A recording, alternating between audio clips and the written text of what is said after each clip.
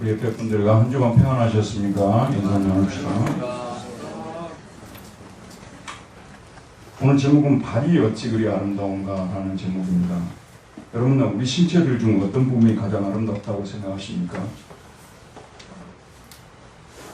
외국인 보면요, 동국권에서 오신 분들 파란 눈, 이게 파랗거든요. 참 아름답습니다. 또 머리가 진짜 또 이 금발머리로 아름다운 사람들도 있어요. 기가 잘생긴 분들도 계시고, 머리, 손. 그런데 발이라고 말할 사람들은 정말 적을 것입니다. 오늘 돌아가셔서 여러분 발을 보시길 바랍니다. 그런데 우리 신체 중 또 가장 요긴한 부분이 어딜까? 여기서도 발은 우선순위에 밀릴 것입니다. 그런데 조금만 생각해 보면요, 발이 보통 중요한 게 아니더라고요. 발이 없으면 걸을 수가 없잖아요. 그렇죠? 걸을 수가 없어요. 달릴 수도 없고요. 그러니까 자동차 타고 오면 되지. 자동차를 타려도 발로 이게 조절을 해야 되는 거예요. 손으로 여러분 브레이크를 이렇게 할 겁니까? 아니면 엑셀을 밟을 겁니까? 발로 이거 해야 되는 거예요. 그래서 아주 재밌는 표현이 있죠. 발이 우리가 어떤 데서 딱 감금되어 버리잖아요. 꼼짝할 사람 못할 때 손이 묶였다고 합니까? 발이 묶였다고 합니까? 발이 묶였다고 하잖아요. 발이 묶였다. 이게 자유가 제한당하고 있다. 그런 뜻이겠죠. 발이 이처럼 중요한 부분입니다. 그런데 발이 유용하지만 아름답다고는 말하기는 좀 아닌 것 같다는 말씀하실 수 있습니다. 그런데 한번 생각해 보셨습니까? 운동의 종류가 여러 가지가 있잖아요. 종류가 많죠. 근데 발로 하는 운동, 이 축구가 전 세계적으로 가장 인기가 많습니다. 월드컵이 일단은 열리잖아요. 4년마다. 그러면은 TV가 들어간 나라들은 거의 다 본다고 해도 과언이 아니에요. TV가 들어간. 그리고 뭐 준결승, 결승 이런 데만 30억 이상이 시청을 하고 그러거든요. 근데 우리 한국에서는 야구가 최고 인기 스포츠죠. 그런데 야구 보는 나라가 몇 나라나 될까 혹시 생각해 보셨어요? 야구 보는 나라가 몇 나라나 될 것 같아요? 한번 떠올려 봅시다. 한국, 일본, 미국, 대만, 베네수엘라, 도미니칸 공화국, 쿠바, 또 어디 생각나세요? 호주도 하죠. 맞아, 호주. 네? 푸에르토리코, 아이고, 푸에르토리코요. 네, 푸에르토리코. 또, 이렇게 다 해도 좀 더 보태주면 20개국, 좀 더 점수를 좀 30개국 정도 되잖아요. 축구를 시청하는 나라는 상상할 수 없습니다. 그리고 예전에 그 월드컵 할 때 8강전에서 우리하고 이탈리아하고 경기를 했는데 이탈리아 선수가 먼저 한 골을 넣었어요. 기억나세요? 저는 그런 거 기억 엄청 잘해요. 근데 그 골을 넣은 선수가 크리스찬 비엘이라는 선수예요. 그 복싱 선수 같이 생겼잖아요. 그 사람이 그 당시 스카웃이 될 때 90억 이상의 계약금을 받고 이적을 하고 그랬어요. 로마 교황이 세상에 어떻게 이런 일이 있느냐, 스포츠 선수에게 90억 이상을 줄 수가 있냐, 그런 때가 있었어요. 그때부터 값이 오르기 시작했어요. 이번에 호날두라는 선수가 사우디에 갈 때요, 거의 1,500 이상을 1,500억 이상을 받은 거예요. 그리고 지금 줄줄이 막 들어가는데 2,000억도 갱신되는 것이 실험이 됩니다. 근데 그게 본인 손에 들리는 것은 한 5분의 1 들린다고 생각합시다. 5분의 1만 들려도 보통 직장인들이 돈 열심히 하고 벌어도요, 5억도 못 벌고 죽는 사람들이 얼마나 많아요. 그런데 이 사람들은 천문학적인 돈을 받는 거죠. 미국의 여러분 잘 아는 대로 아이스하키 리그라든지 또는 그 미식축구, 그 다음에 또 야구, 농구, 그래서 고액 연봉을 받는 사람들이 적지 않아요. 근데 축구 선수들 연봉에 비하면 떨어지는 거예요. 그 정도로 축구가 전 세계적으로 가장 인기가 좋은 스포츠라고 말씀드릴 수가 있습니다. 그런데 한번 생각해보세요. 이게 발 갖고 하잖아요. 근데 발로 하는 기술이, 저도 이제 우리 한국이 쇼트트랙을 잘하니까 쇼트트랙 할 때 막 응원하고 그러거든요. 근데 여러분 잘 아세요. 여기 분당에 있는 고등학교, 무슨 고등학교더라? 예? 최민정이가 여기 분당에 있는 고등학교 출신이에요. 여기 우리 분당에 우리나라 스케이트 제일 잘하는 애들이 타는 데가 여기 순회에 있는 그 고등학교잖아요. 이게 더더욱 저는 응원하거든요. 그런데 이 쇼트트랙을 잘하는데 발휘할 수 있는 기술이 별것이 없어요. 맞잖아요. 그냥 돌고 뭐 이거밖에 없죠. 근데 축구를 발로 하는 축구란 보세요. 얼마나 멋있는 개인기들이 많이 나오는지 그 발에서 무슨 그런 그래서 볼을 컨트롤하는 발이 어찌 그리 아름다워. 한성이 나오지 않을 수가 없어요. 볼을 컨트롤하는 발이 어찌 그리 아름다우고. 제가 이제 요즘 로봇들이 많이 돌아다니잖아요. 로봇들. 그것도 제가 생각해봤어요. 근데 그 애들이 잘나긴 잘났는데 걷는 것은 영 형편없어요. 근데 우리는 그냥 걷다가 스톱했다가 발을 올렸다가 뒤로 발을 가지고 마음대로 하잖아요. 기술이 얼마나 발전할지는 모릅니다만 거기까지 갈지는 저는 잘 모르겠습니다.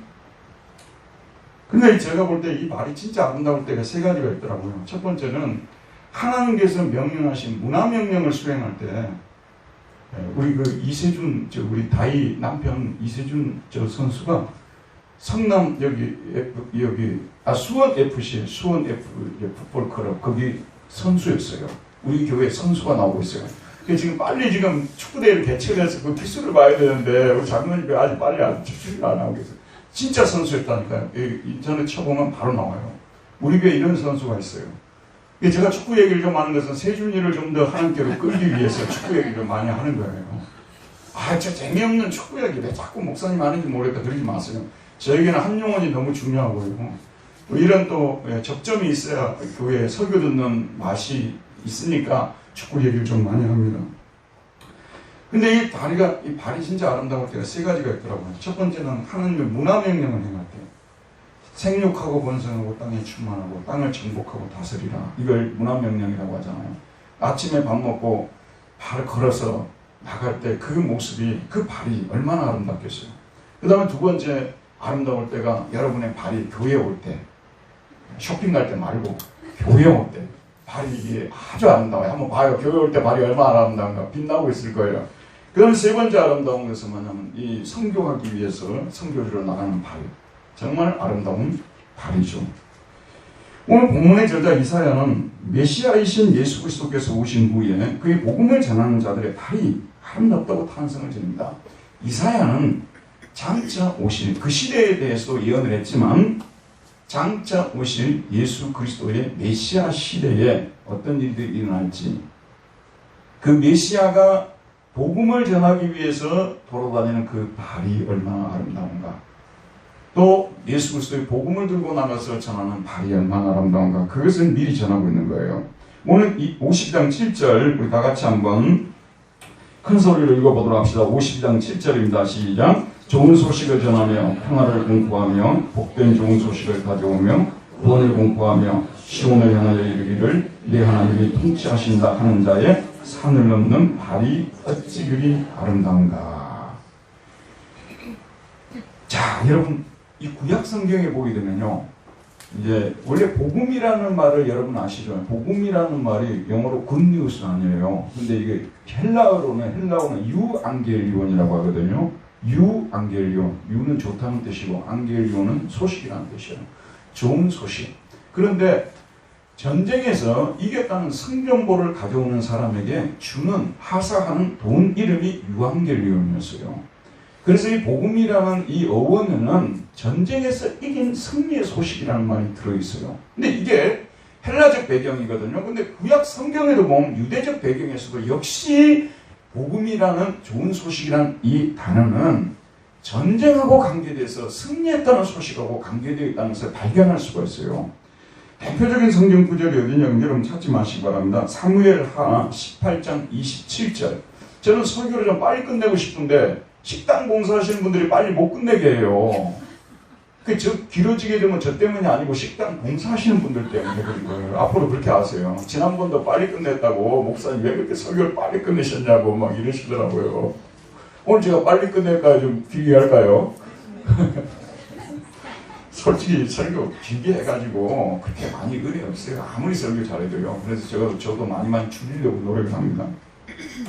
사무엘하 18장 27절에 보면 이런 말이 나와요. 파수꾼이 이르되 내가 보기에는 앞선 사람의 다름질이 사독의 아들 아히미야스의 다름질과 같으니이다 하니 왕이 이르되 그는 좋은 사람이니 좋은 소식을 가져오느니라. 이 말이 나와요. 그는 좋은 사람이니 좋은 소식을 가져온다. 좋은 소식이란 말이 여기 나오거든요. 좋은 소식이란 말이 나와요. 근데 이 상황이 전쟁 상황에서 벌어진 거예요. 여러분 잘 아는 대로 다윗이 인생이 참 말년이 고달팠어요. 저도 뭐 우리 아들이 좀 아파가지고 인생이 참 고달픈 시간들을 많이 보내고 있습니다만은 다윗을 많이 생각하게 돼요. 다윗이 인생이 말년에 고달팠어요. 처음에 뭐 사울하고 뭐 전쟁하고 쫓겨날 때는 일도 아니었어요. 자기 집안 식구들끼리 난리가 났잖아요. 여러분이 아시다시피요. 그리고 심지어는 압살롬이 몹쓸 놈이 돼가지고 이 압살롬이 몹쓸 놈이 돼가지고 반역을 일으켜서 다윗을 그 권좌에서 쫓아내버렸지 않습니까? 그래서 다윗이 졸지에 그냥 야반도주 해가지고 쫓겨다니는 신세가 된 겁니다. 그런데 이제 압살롬 진영에서 작전을 좀 이렇게 잘못 짜가지고 급습을 해야 되는데 좀 시간적인 여유를 둬가지고 이쪽에서 요압 장군을 파송할 수가 있었어요. 그래갖고 요압 장군하고 이제 압살롬 진영하고 싸웠는데 요압이 이겼죠. 압살롬이 죽었어요. 그래서 압살롬이 죽었습니다. 자, 그 소식이 얼마나 기쁜 소식이었겠습니까? 다윗이 들으면 얼마나 좋아할 소식이겠습니까? 그러니까 막 전령들이 막 나오는 거예요. 이때 공을 세워가지고 군장도 받고 돈도 받겠다고 해서 막 전령들이 막 서로 다투는 거죠. 근데 그 전령 중에 한 사람이 누구냐면 제사장 사독의 아들 아히미아스가 거기에 들어있었어요. 그래서 아히미아스가 달리기를 하는데 제일 빨리 달리는데 아히미아스를 워낙 잘 아니까 달리는 폼을 이들이 다 알고 있는 거예요. 아히미아스가 다가왔을 때 이 말을 하는 거예요. 파수꾼이 보고 있다가 내가 보기에는 앞선 사람의 다름질이 사독의 아들 아히미아스의 다름질과 같으니이다 하니 왕이 이르되 그는 좋은 사람이니 톱이라는 말씀 좋은 사람이니 좋은 소식을 가져올 것이다. 이씨 사람 톱 좋다는 뜻이요. 쟤는 이 사람은 좋은 사람이니 그러므로 그가 좋은 소식을 가져올 것이다. 이렇게 좋은 소식이란 말이 여기 나오고 있습니다. 이게 좋은 소식은 전쟁의 성전보를 의미하죠. 사독의 발걸음이 아름다웠던 것은 그가 전쟁의 성전보를 가져왔기 때문입니다. 자, 보십시오, 여러분. 세상에 좋은 소식이 많아요. 여러분 자녀가 대학에 지원을 했는데 합격을 했어요. 이번에 또 공무원 시험 봤는데 합격을 했어요. 또 뭐 여러 가지 좋은 일들이 나죠. 근데 이 세상에 좋은 소식이라는 것은 진짜 잠시 동안만 좋은 소식이에요. 세상에 좋은 소식이라는 것이 영원으로 우리를 이끌어주고 영원히 좋은 소식이 될 수가 없어요. 제가 이 나폴레옹 책 하나 읽고 한 5번 우려먹는데 좀 너무 섭섭해하지 마세요. 그게 1200페이지인데 한두 번 얘기하다 끝나면 되겠습니까? 거기에 보게 되면 이 나폴레옹이 처음에 아주 청년 26살의 장교로 이탈리아 정벌군 그 소위 군단장이 돼가지고 이탈리아를 정복하고 그 다음에 여러분 잘 아는 이집트를 정복하고 그 다음에 에스파냐를 정복하고 그 다음에 심지어는 독일을 정복하고 그래서 이 성전보를 가져올 때는요 프랑스에서 파리에서 막 사람들이 모여가지고 막 만세를 부르고 축제를 하고 난리가 난 거 아니겠어요. 그 전쟁에서 승리했다는 소식이 얼마나 좋은 소식이었겠습니까? 그 사람들에게는요. 그런데 영국, 오스트리아, 러시아 연합군에게 패했을 때는 나폴레옹이 유배를 가야 했고 역적으로 몰려서 죽음이었습니다. 이 세상에서 들려오는 좋은 소식이요. 우리 1희 1비라는 말을 쓰잖아요. 1희 1비 하지 말라고. 세상에서 들려오는 좋은 소식, 슬픈 소식이라는 것들요. 금방 또 좋았다가 안 좋았다가 이런 소식들이에요. 우리를 영원히 기쁘게 만드는 그런 소식은 없어요. 세상에요. 다이어트에 성공했다는 소식은 정말 다이어트 하시는 분들한테는 엄청난 굿뉴스겠죠. 그런데 얼마 안 가서 또다시 현상일지를 하게 되는 거예요. 세상의 소식들이 다 이렇습니다. 근데 성경에서 굿뉴스는 진짜 우리에게 좋은 소식이에요. 진짜 좋은 소식. 그래서 이 좋은 소식이 등장하는 그 부분이 제일 많이 나오는 데가 이사야서예요. 이사야서. 우리 40장 9절을 한번 같이 읽어보도록 합시다. 40장 9절입니다. 이사야 40장 9절. 자, 이사야 40장 9절입니다. 같이 한번 읽읍시다. 시작. 아름다운 소식을 시온에 전하는 자여 너는 높은 산에 오르라. 아름다운 소식을 예루살렘에 전하는 자여 너는 힘써 소리를 높이라. 두려워하지 말고 소리를 높여 유다의 성읍들에게 이르기를 너희 하나님을 보라 하라. 여기 보면 아름다운 소식이란 말이 두 번이나 나오고 있어요. 아름다운 소식을 시온에 전하는 자요.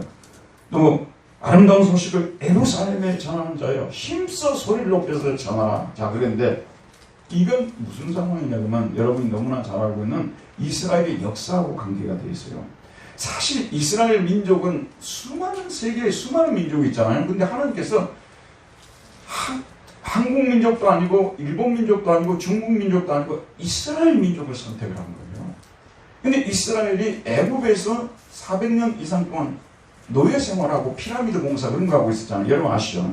근데 거기서 끄집어내가지고 광야를 통과하게 한 후에 전혀 그들의 땅이 아니에요. 완전히 나무 땅이에요. 그 땅 이름이 뭐예요? 가나안 땅 아니에요. 지금의 이스라엘 땅이죠.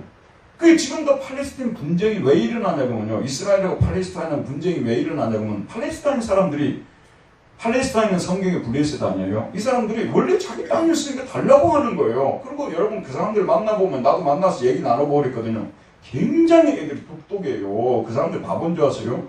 굉장히 똑똑해. 논리가 그냥 완벽하죠. 원래 우리 땅 아니었으니까 돌려달라는 거예요. 이스라엘 보고 나가라는 거예요. 근데 하나님께서 그 블레셋 7 종족들을 쫓아내시고 그 땅을 이스라엘에게 주셨잖아요. 그 땅은 자기들이 노력해서 얻은 땅이 아니에요. 하나님이 주셔서 얻은 땅이니까 그 땅에 있으면서 진짜 감사하면서 살아야 되잖아요. 감사하면서 찬양하면서 살아야 되는데 그 땅에 자리를 잡자 말자 이 사람들이 변덕스럽게 여호와 하나님을 버리고 하나님은 산의 신이기 때문에 우리를 도울 수 없다고 해서 이 농경신을 농사 잘되게 만드는 농경신, 바알신, 아스타롯신 이런 신으로 바꾸자 해가지고 헌신 버리고 새신 신듯이 새신을 선택한 거 아니에요. 그래서 결국은 하나님이 참고 너희들 잘못됐다고 왜 너희들을 구원해 주신 하나님을 이렇게 속히 떠나서 우상을 섬기느냐고 그렇게 예언자들을 통해서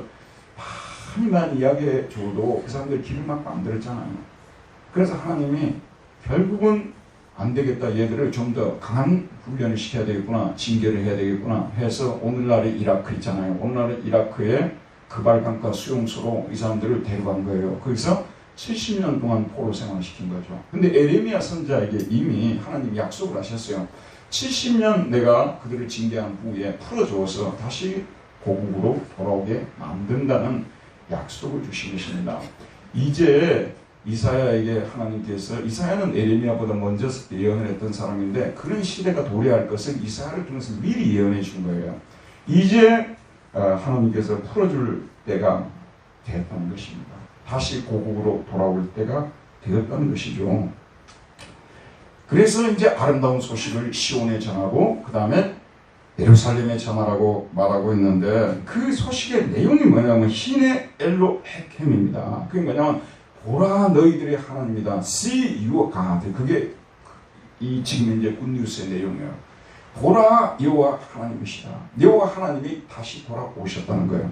여러분 구원이 뭔 줄 아십니까? 구원은 하나님이 우리에게 오셨다는 것이 구원이에요. 여러분 구원 받으셨습니까? 하나님이 여러분에게 오셨다는 말씀입니다. 구원요. 우리가 이제 신앙생활 할 때 참 힘들 때가 있어요. 뭐냐면 분명히 하나님이 오셨는데 멀어진 것 같은 그런 느낌을 받을 때 여러분 그때는 위기로 받아들여야 돼요. 하나님이 오신 것은 우리에게 기쁨과 평화와 모든 좋은 것을 가지고 오시는 것인데 그게 전혀 안 느껴진다. 그러면 지금 여러분 신앙생활이 좀 힘든 상황에 있어요. 비록 여러분들이 외적인 상황은 육적인 상황은 좋다 할지라도 하나님의 이름을 부르는데 감동도 없고 은혜가 넘칠 때는요 하나님이 진짜 내 곁에 와 계신 것 같이 심지어는 사도 바울은 자기 안에 하나님 그리스도가 살아 계신다고까지 고백을 했어요. 그런 걸 느껴야 되는데 이 하나님이 오셨다. 보라 너희들의 하나님이시다. 그분이 지금 다시 오셨다. 너희들이 죄 때문에 떠나셨던 하나님이 다시 돌아오셨다. 보라 너희들의 하나님이시다. 이게 뭐예요? 그들이 들은 좋은 소식의 내용입니다. 파리 사람들이 어느 날 돌아오지 않을 것 같았던 나폴레옹이 돌아왔을 때 전령들이 보라 나폴레옹이 돌아오셨습니다. 여러분 잘 알고 계시죠? 근데 한번 제가 말씀드릴게요. 이게 이제 전쟁에 져가지고 영국 사람들이 그 러시아 사람들 이 사람들이 이제 유배를 보내버렸는데 여러분 너무 잘 아는 엘바섬에다가 유배를 보냈잖아요. 거기는 이제 유럽에서 가깝잖아요. 근데 전쟁 천재가 되었고 거기서도 계속 정보를 수집하는 거예요. 계속 정보를 수집하고.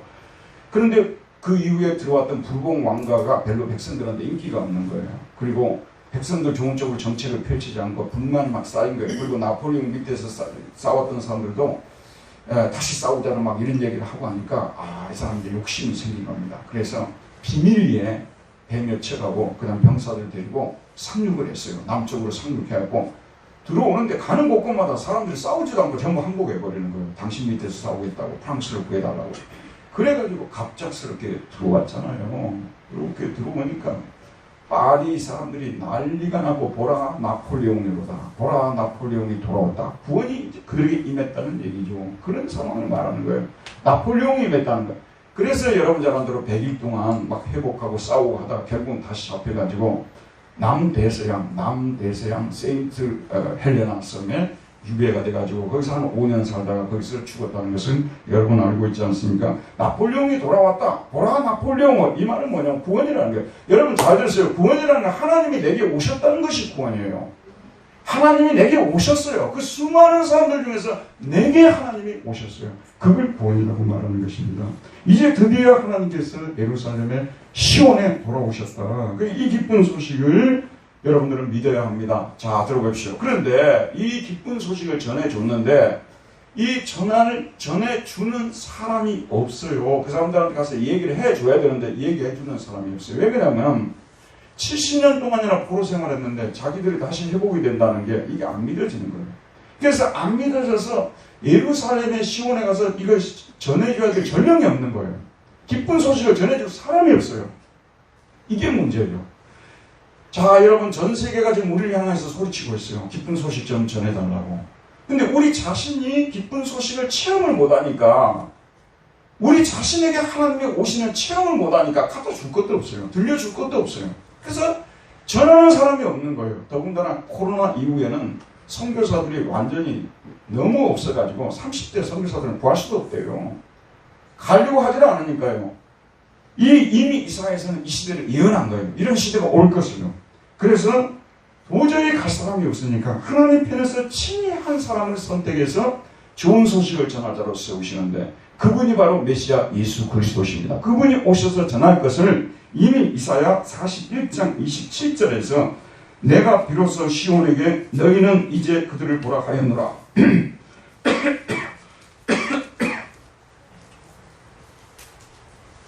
내가 기쁜 소식 전할 자를 예루살렘에 주리라. 믿고 가는 사람이 없어요. 그러니까 하나님 편에서 한 사람을 정해가지고 세워가지고 예루살렘에 기쁜 소식을 전해주겠다고 말하고 있어요. 자, 이 사람이 누구냐 그러면은 여호와의 종입니다. 에베드 야훼. 그래서 이사야 42장부터 60장까지는 거의 대부분의 말씀이 여호와의 종에 관한 얘기예요. 여호와의 종이 오셔가지고 어떤 일을 할지 신약 시대를 내다보면서 예수님이 오셔서 어떤 말씀을 전하시고 그 복음을 어떻게 이루실지에 대해서 집중적으로 보도를 하고 있습니다. 야훼의 종 에베드 야훼가 계속 등장합니다. 42장부터 등장을 해요. 그래서 읽어보게 되면 이제 여호와의 종이 사람들한테 이 죽었다가 살아날 수 있는 죄에서 구원받을 수 있는 영생을 얻을 수 있는 이 소식을 전하는데 이사야가 이미 미리 다 예언하고 지금 전하고 있다니까요. 근데 전하는데 어떤 일이 벌어질 것이냐. 먼저 전하는 태도를 자세를 말씀하시는데 그는 상한 갈 때도 꺾지 않으시고 꺼져가는 심지도 끄지 않으시고 아주 온유하게 그리고 낮고 청한 사람들에게 조용한 소리로 전할 것에 대해서 예언해 주고 있어요. 그런데 이 폭력적으로 큰 소리로 전하는 것이 아니라 그들을 위협적으로가 아니라 친근하게 친밀하게 복음을 전할 것을 말씀하고 계시는데 이사야 50장 4절에서 7절 보면요.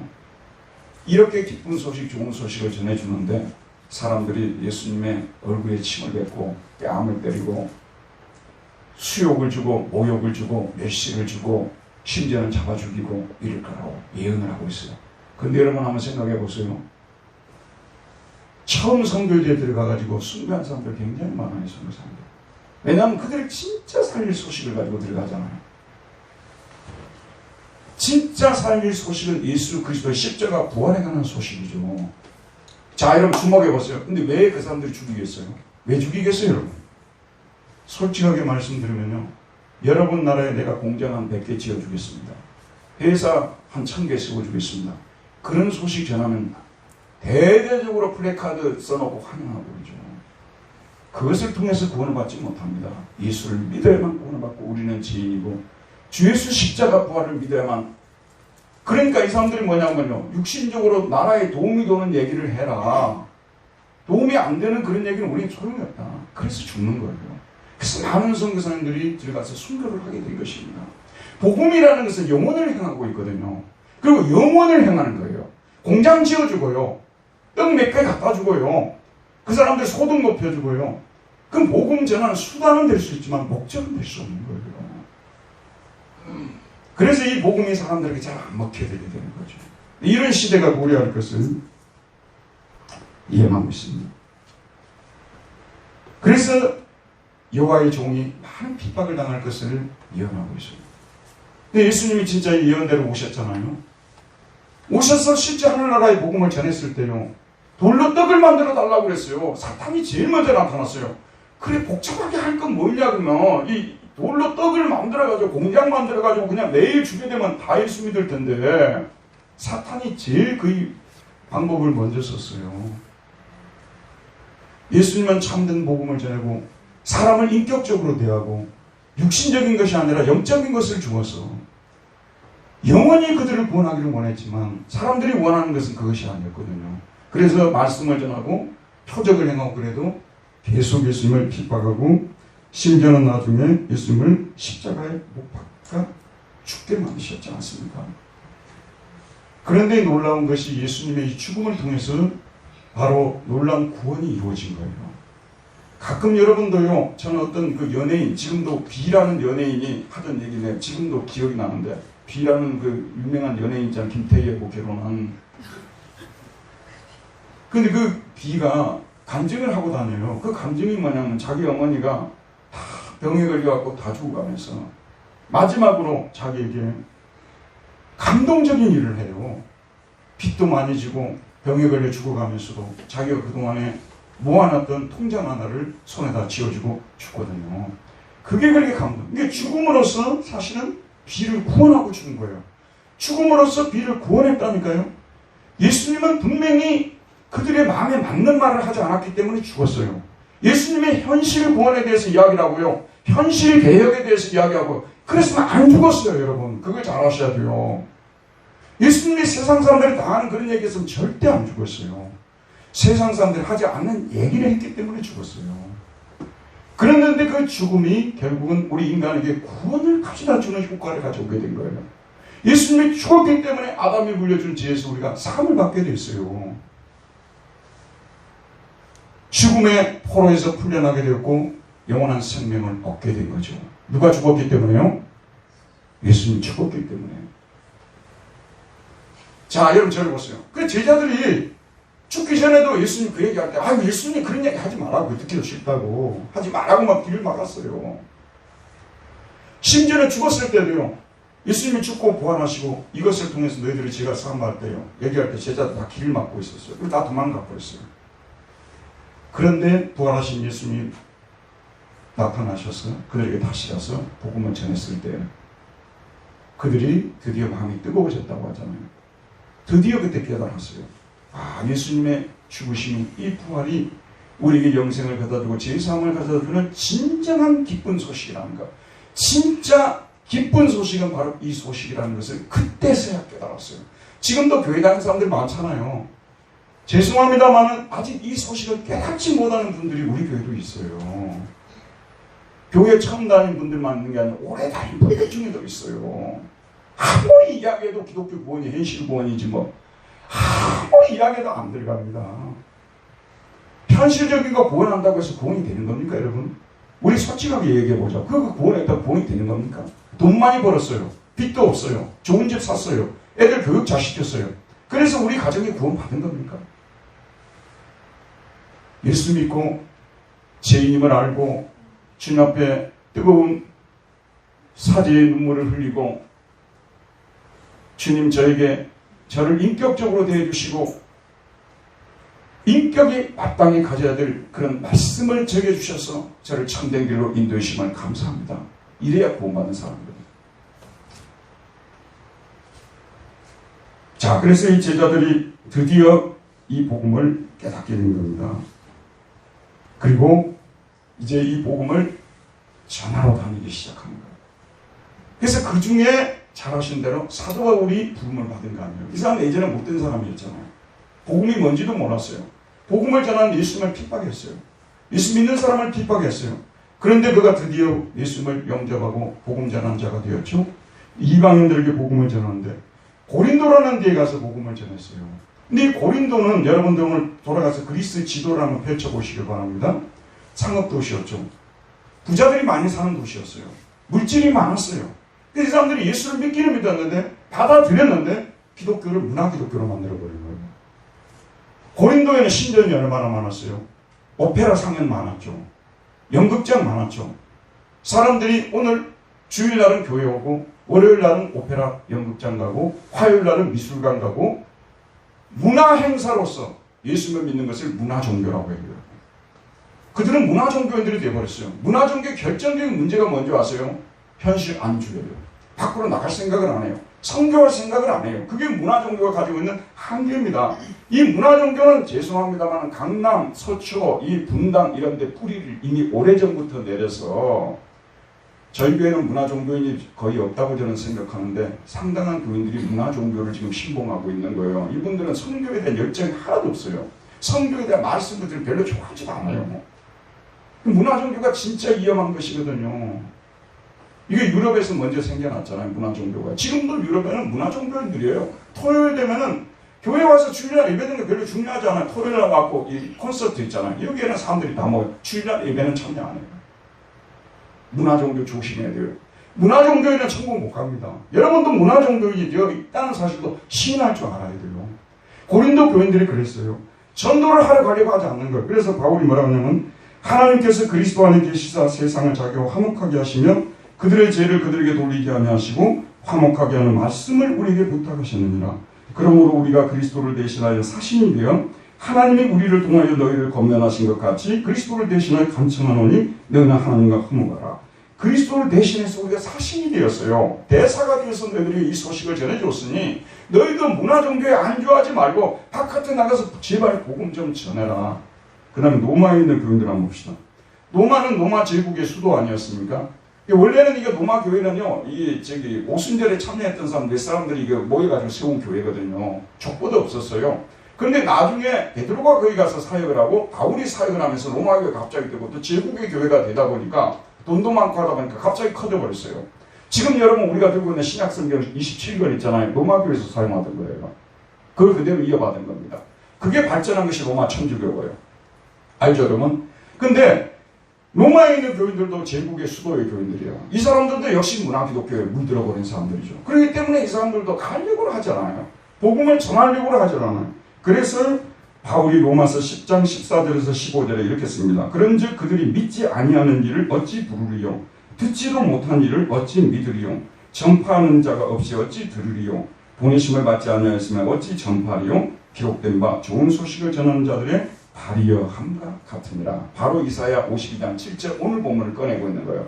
이게 이사야가 지금 이런 시대를 지금 예언했고 이 시대가 임해서 예수님의 죽으시고 부활하심을 통해서 드디어 우리가 영생을 얻는 길이 열렸는데 이 기쁜 소식을 우리가 전해줘야 되는데 지금 우리가 제국의 수도교회라는 이것만 자부심만 내세우고 편안하게 살려고만 하고 전도도 안 하고 선교도 안 하고 너희들 이렇게 살아갈 수 있냐 이 말씀이에요. 그래서 오늘 말씀 믿지 아니한 일을 어찌 부르리요? 듣지도 못한 일을 어찌 믿으리요? 이 말씀이 나오는 거예요. 영국 복음화에 대해서 하면 누가 가는 사람이 있어야 이게 전도를 하는 게 가는 사람이 있어야 돼요. 우리나라 얘기 너무 많이 했으니까 영국 이야기 잠깐 할게요. 그레고리 1세라는 사람이 있어요. 이 사람은 6세기 말에 교황이 된 사람이거든요. 근데 이 그레고리 1세가 어느 날 시장에 갔는데 하얀색의 그 피부를 가진 아름다운 소년이 있는 거예요. 그래서 이 소년이 너무 아름다워서 천사 같아서 엔젤이라고 부른 거예요. 엔젤족이다. 이 엔젤족이다. 이렇게 부른 거예요. 근데 이게 라틴어로 앙겔을 쓰거든요. 천사가. 그래서 이 사람은 앙겔족이라고 부르는 거예요. 앙겔족. 그래서 유명한 앵글로 섹슨이라는 이 족이 거기서 나온 거예요. 그래서 이 아름다운 이 사람들이 살고 있는 나라에 선교사를 보내야 되겠다 해가지고 아우구스티누스라는 사람을 단장으로 해서 30명의 선교사를 거기다 보낸 거예요. 이 사람이 제일 먼저 갔던 데가 유명한 캔터베리입니다. 캔터베리. 거기에 가서 복음을 전하기 시작했고, 이제 다른 선교사가 나중에는 요크에 갔어요. 요크 아시죠? 요크쇼, 옛날에 돼지 배울 때 요크쇼 돼지 배우셨잖아요. 요크에 가서 거기 또 하고, 그 다음에 그 당시는 이제 4개의 나라로 이게 분단되어 있었는데, 그 4개의 나라에 다 복음을 전해서 영국이 들어가지 간 사람이 가지 않았으면 어떻게 이 복음이 전해졌겠습니까, 여러분? 지금도 마찬가지입니다. 아무리 좋은 물건을 가졌다 하더라도요, 이걸 전해주지 않으면 소용이 없는 거예요. 저는 이 선전을 요즘 유심히 보거든요. 제가 예전에 TV를 참 좋아했어요. 저는 영화관에 가는 것이 귀찮아서 그냥 집에서 TV를 많이 보는데, 요즘은 이제 뭐 집안일도 있고 여러 가지 이러면서 TV를 잘 안 봅니다. 그런데 딱 한 가지 보는 거는 주말연수곡이에요. 요즘 주말연수곡 제목이 뭐던가요? 진짜가 나타났다. 아예 보시는 분 또 계시나? 근데 진짜가 나타날 때 할 때 선전도 되게 많이 하거든요. 그래서 꺼놨다가 이제 될 때쯤 되면 딱 하면 꼭 콘드라이진 선전이 나와요. 콘드라이진. 이 무릎, 이게 관절 선전 있잖아요. 콘드라이진. 하도 많이 들어가지고 입력이 돼버렸어요. 콘드라이진. 근데 여러분 한번 생각해보세요. 그 시간대에 선전을 할 때는 돈이 얼마나 들어갔을까요? 그래서 예전에 고두심씨라는 그 선전이 있었거든요. 이 무릎 이거요. 근데 난 그걸 이제 살려고 했다가 요즘은 콘드라이저로 바뀌었어요. 하도 여기서 선전을 많이 하니까 선전비를 엄청나게 투자할 것입니다. 제가 드린 말씀은 뭐냐면 우리 교회도 이 복음, 그 잠깐 동안 이 간절을 편하게 만들어주는 이런 거 선전하는데도 그 어마어마한 돈을 들이는데 우리가 이 생명의 복음을 전하는 데 있어서 돈을 안 들인다는 것은 말이 안 돼요. 우리는 그보다도 훨씬 더 돈을 많이 들여요. 그러니까 교회가 제일 좋은 교회는 뭐냐면 성교비를 많이 쓰는 교회가 제일 좋은 교회예요. 어떤 교회가 제일 좋은 교회일까요? 성교비를 많이 쓰는 교회예요. 선교사님들이 가가지고 제일 많이 쓰는 신체 부분이 어딜까요? 역시 발이겠죠. 부지런히 돌아다니면서 이 사람들이 이제 선교를 해야 돼. 이번에도 김동환 선교사님 오셔서 거기 미얀마에서 넘어온 그 뭐 타이타이 족속이라든가 뭐 그런 족속인데 거기다 지금 복음을 전하는데 부지런히 다니는 거예요. 물론 차를 타고 다니지만 신발을 신고 이리저리 막 다니는 거잖아요. 그래서 저는 개인적으로 그런 생각을 해요. 신발이 참 중요하다는 생각을 하는 거예요. 제가 이 나폴레옹 전기를 읽으면서 나폴레옹이 우리 신체 중에서 여기 이제 이 병사들 모자도 쓰잖아요. 그 다음에 뭐 총도 갖고 뭐 여러 가지를 하는데 제일 강조했던 것이 뭐냐면 신발이더라고요. 제가 깜짝 놀랐어요. 그걸 책에서 4번 정도가 언급을 했어요. 전쟁을 할 때 나폴레옹의 전략이 뭐냐면 빨리 행군을 했거든요. 빨리 행군해서 기습을 했거든요. 그러니까 행군이 그 사람에게는 승리의 비결이에요. 그러니까 행군을 잘하려면 이게 뭐냐면 신발을 좋은 거 신어야 되거든. 그래서 신발을 그렇게 강조를 했어요. 제가 그걸 알았어요. 그래서 나는 에베소서 6장에 복음의 신을 신고라는 그 말씀이 이해가 그때서야 됐어요. 신발이 그렇게 중요하구나. 그래서 제가 결론을 내린 게 뭐냐면 선교라는 것은 선교사님들 신발 사드리는 것이다. 이게 제가 내린 결론이에요. 선교지에 가게 되면요, 사실 그 사람들 이름이 뭐 이번에도 만빵 무슨 교회라고 하는데 무슨 빵 이름 비슷하게 사실 그 이름도 잘 안 외워져요. 거기 있는 누구를 위해서 기도해 주라고 하는데 그게 됩니까? 선교라는 게 딴 게 아니고 선교사님들을 돕는 게 선교입니다. 간단합니다. 우리 선교사님들만 잘 도와주면 되는 거예요. 선교사님들이 신고 다니는 신발을 떨어질 때쯤 돼서 또 공급해주고 또 공급해주기는 비유적으로 말씀드린 거죠. 그걸 말하는 겁니다. 그래서 저희들이 지금 선교하는 교회로 우리 교회의 규모에 비해서 조금 선교사님들을 많이 지금 여기 몇 분 써져 있습니다. 안 써진 분도 2명 있어요. 이분들을 지금 올해도 또 우리가 밀려서 선교를 하지 않습니까? 저희들이 이렇게 선교를 하는데 선교 헌금을 여러분들이 내주셔서 선교사님들한테 보내는데 굉장히 만족하고 좋아하세요. 그런데 저는 욕심이 저 있어요. 제가 직접 선교지를 가봤거든요. 근데 가보니까 무엇이 문제인가? 그게 뭐냐면 문화적인 문제가 굉장히 중요해요. 솔직히 우리는 여기 편의점들이 너무 많잖아요. 필요하면 가서 언제 삽니다. 우리 집 옆에도 거기도 편의점 있어요. 저기 가면 또 슈퍼 있고요. 마트 있고요. 혼천지 우리가 살 것인데 그 선교지들은 그런 거 하나 사는 것도 힘들잖아요. 그래서 제가 예전에 루마니아에 갔을 때는 1900년 90년대 초에는요. 가니까 맥도날드 앞에서 사람들 그거 사 먹으러 줄을 섰더라고요. 선교사님들을 우리가 돕는다는 게 아니라 한 게 아니라요. 이럴 때 가끔 서프라이즈죠. 기대도 안 했는데 갑자기 분당 구례교에서 선교원금이 딱 들어오는 거예요. 그러면은 가족들이 하루 저녁 나가서 외식할 수 있겠죠. 얼마나 힘을 얻겠습니까? 저는 그걸 생각하는 거예요. 그래서 우리가 물건을 보내주면 보내는 값이 더 많으니까 선교 헌금으로 그냥 모아서 해드리자 해서 여러분한테 절대 강요하지 않습니다. 만 원은 돈이 아닙니까? 여러분 만 원도 돈 없는 사람한테는 귀한 돈이에요. 여러분이 만 원을 해도 좋습니다. 2만 원을 해도 좋고요. 조금 여유가 있으시면 나 10만 원 하시고요. 이런 식으로 모으게 되면은 적어도 우리가 한 사람 앞에 어느 정도는 보내줄 수가 있는 거죠. 근데 저는 항상 받는 입장에서 제가 복음을 전하면서 깨달은 게 있어요. 복음은 항상 받는 사람 입장에서 생각해야 돼요. 이웃사랑은 뭐냐면요. 받는 사람, 상대방 입장에서 생각하는 것이 이웃사랑이에요. 그 선교사님들이 얼마나 좋아할까. 그 생각하면 정말 지금 설교하는 이 시간도 저는 너무 기분이 좋아요. 그리고요, 저도 이렇게 보니까요, 돈이라는 것은 가만 놔두면 썩더라고요. 돈이 썩어버려요. 돈을 계속 모아놓게 되면요, 쌓일 것 같죠? 아니더라고요. 돈은 의미 있는데 쓸 때 이것이 돈의 가치가 나타나는 것이고요. 정말 우리가 써야 될 돈들 중에 제일 가치 있는 돈이 이런 돈 아니겠습니까? 한번 생각해 보세요. 이보다 더 가치 있는 돈이 어디에 있겠습니까? 여행지 갈 때도요, 조금 이만큼 되면 이만큼 조금만 낮춰도 그 중에 일부를 우리 하나님께 드릴 수가 있습니다. 그리고 나는 아까 그 생각했어요. 이 생각은 진짜 갑자기 난 거예요. 가끔 가다가 그 어디서 문자가 와요. 그래가지고 당신의 그 찾지 아니한 돈이 있습니다. 이게 딱 좋아요. 그러면 예수님이 찾아온 것만큼 기뻐요. 갑자기 생각도 안 했는데 여기서 띵동 해가지고 돈을 찾아갈 돈이 있습니다. 언제 들어갈 것입니다. 날짜까지 우리나라 알려줘. 우리 그런 나라는 세계에서 없어요. 우리나라는 또 날짜 어느 날 들어갈 것입니다. 여기까지 얘기해 주더라고. 제가 이 생각이 오늘 일부 예배 끝나고 나서 저기에서 묵상하는 생각이 드는데 하늘나라에 가서 하나님께서 내가 하나님께 드렸던 그 하나님께 드렸던 헌금을 다 보여주면서 너가 드렸던 헌금 내역이다. 너에게 주고 싶은 내가 주고 싶은 그래서 내 마음이 감동되어서 내게 주고 싶다. 이런 얘기를 들을 것 같은 기분이 오더라고요. 우리는 그냥 내놓고도 잊어버리고 여러분도 헌금 얼마 냈는지 모를 거예요. 계산도 안 하니까요. 정말 잊어버렸어요. 하나님께서 그것을 보여주시면서 칭찬할 날이 저는 올 것이라고 믿어지더라고요. 저와 여러분 진짜 예수를 똑바로 믿읍시다. 선교적 교회가 되어야만이 그게 진정한 교회예요. 복음이 이렇게 좋은데 이것을 선전하지 않고 만약에 선교하지 않는다면 우리의 책임은 또 얼마나 크겠습니까? 하나님께서 얼마나 기뻐하지 않겠습니까? 지금까지 우리가 그러하지 못했다면 이것을 돌이키는 것을 회개라고 하는 거예요. 우리가 그것을 돌이키고 지금부터라도 하나님께서 기뻐하시는 그런 삶. 액수는 전혀 중요하지 않습니다. 정말 중요하지 않습니다.